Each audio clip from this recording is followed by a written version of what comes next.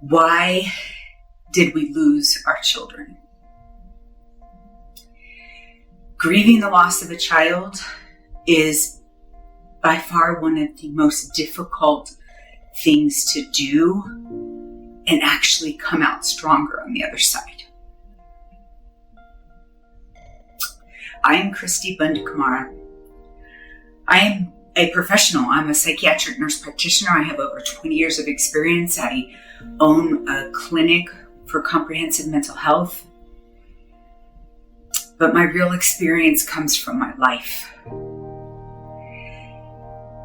And I have lost children. And this video is specifically in response to why. Oftentimes I will put a video up on YouTube and grieving mothers from around the world will ask questions. Sometimes you're very encouraging to me, and I thank you for that. I'm an extreme extrovert, and this is my way of processing. This is my story. This is my pain. And I hope that as I process my pain out loud, you grieving mothers out there, grieving fathers, can find your own strength. Unfortunately, I can't give you strength, but I can show you it's possible. And just recently, somebody posted on a question on one of my videos, and they said, I don't understand why. My 84-year-old father-in-law survived a 95% heart blockage, and my 28-year-old child died suddenly, and he wasn't even sick. And we are all asking that question, why? I personally have a brother who is an addict. He's killing himself.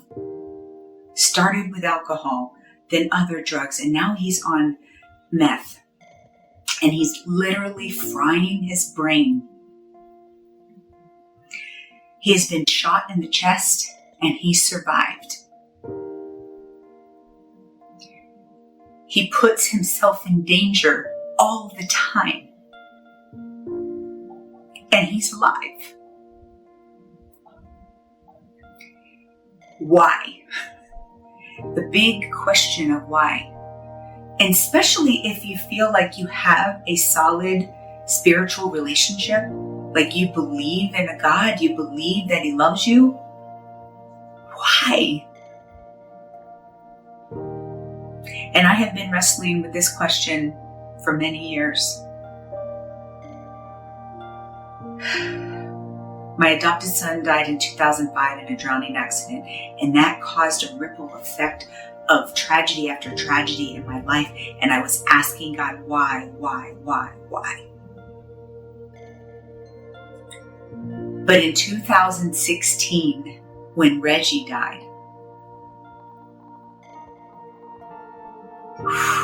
after truly believing he was getting better, that I was, we were going to find a treatment or a cure.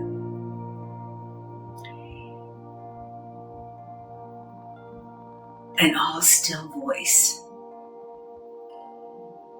And this is going to be hard. We don't get to know why. It makes no logical sense to lose a child. Loss, grief, death is a normal part of living. We're going to lose a grandparent, eventually a parent, our beloved animal. But we are not supposed to lose our children. It makes no logical sense.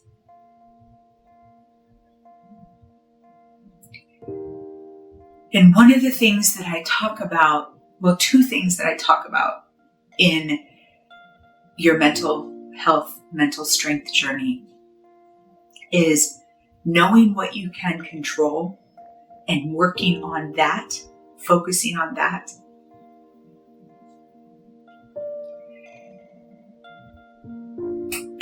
And I forgot the second one. It was just in my mind. Oh, the controlled grief. Don't edit that out. This is real. Grief is real.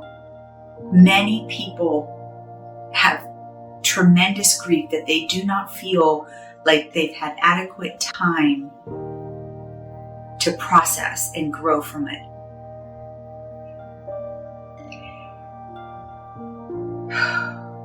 And when Reggie died in 2016, I knew I had to figure out a way. And I knew I needed to teach other people.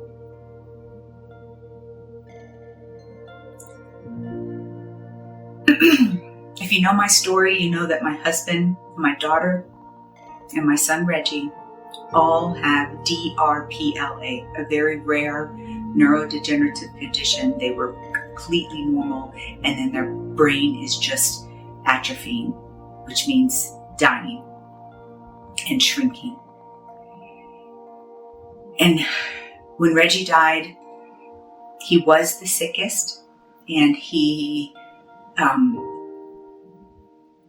it made sense. I had a lot of anticipatory grief prior to Reggie's death.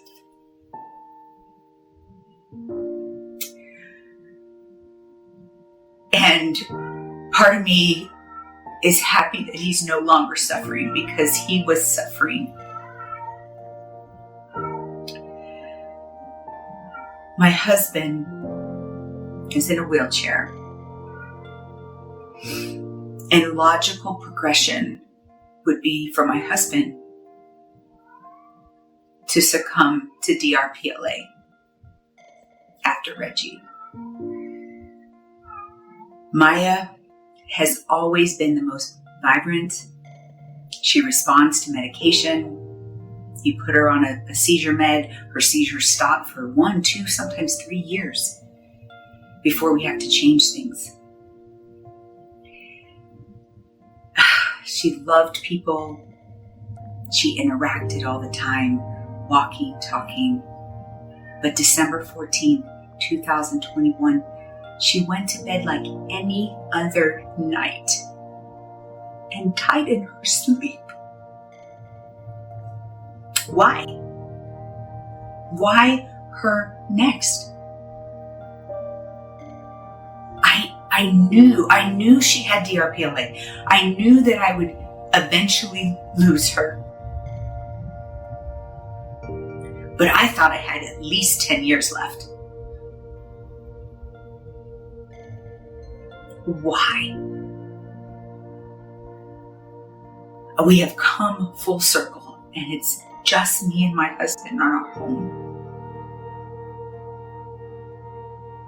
Why have we lost our children?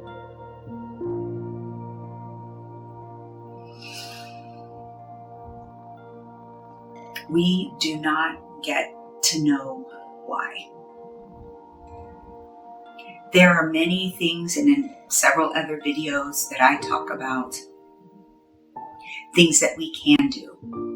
We can work on our spiritual relationship, and we can wrestle with God, or, having an understanding or connection, or, there's a whole video on having an eternal belief system. You have to know where your children are, but we don't get to know why. Believe me, I wish we did.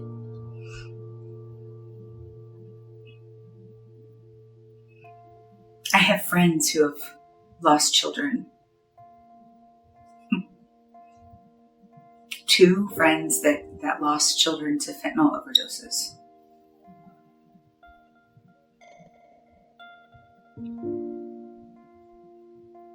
Two friends who've lost their children in motor vehicle accidents, one from a drunk driver. These things are not fair. They are unjust. And when I am counseling somebody using the mentally strong method, we actually have a category for injustice. Because what typically happens is that your injustice and the unfairness is merging with your grief, and you can't get over it. You can't get over why. I need you to separate those two. I know it's hard. They're like tightly bound. But the injustice, the why, we may not be able to do anything about. And even if you can do something about it, it's not going to bring your child back. The grief has to be held sacred by itself. In order for you to feel that pain, the why question is part of injustice. Take it away from the grief. Your grief is sacred. It's yours. It's your pain. You deserve to feel it. The injustice and the anger behind that is not going to bring your child back.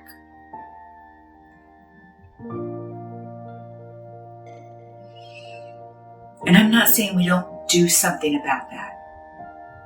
I have friends who lost their child in a drunk driving accident, and they are a part of DARE and teaching young people not to get behind the wheel when they're drinking. There is things that we can do about injustices if that's what you choose. But it's not going to bring your child back. It is not your grief. Your grief is sacred. It's your pain. It's your heart. And your heart is hurt. It's broken. And injustice causes anger. And anger and a broken heart do not mix. So how do we actually do this? You've got to separate those.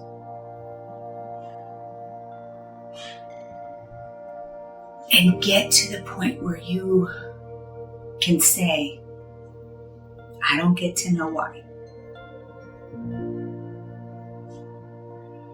And I know there's lots of well-meaning people out there that tell me, will tell you, oh, well, we don't understand God's plan or the universe, and, but all things work for good.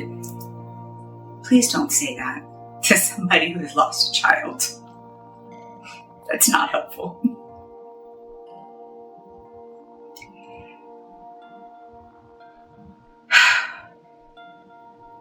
And I talk about in another video, your spiritual relationship is important, and you do need to figure that out.